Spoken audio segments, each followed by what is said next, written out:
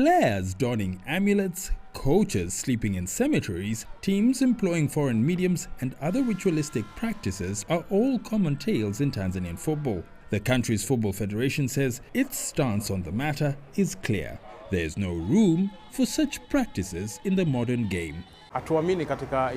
We do not believe in black magic, and that's why you find that we have been strict in our regulations that such practices have no place in football. But you also observe that with bodies higher up, such as CAF, the practice of black magic is not welcome.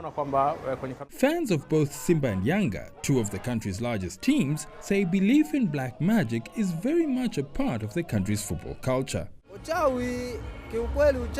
Witchcraft in football exists, but not to that extent. You have to take it at face value. To believe in black magic, you have to see it for yourself. Black magic exists in football. We even see this in the hood in the mini leagues. But for Yanga, football is played on the field and everyone sees.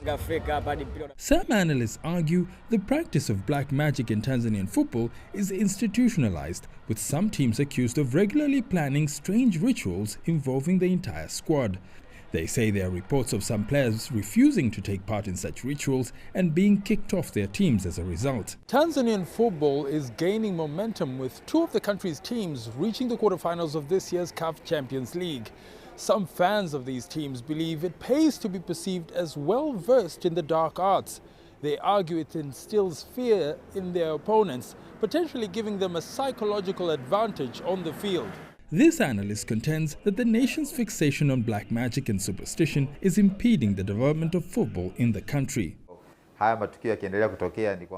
If we continue having such incidents, it could tarnish the image of football in the country. I've heard that the president of the Tanzania Football Federation is considering implementing new regulations to address such occurrences, aiming to safeguard the game's business image and discourage investments in superstitious activity.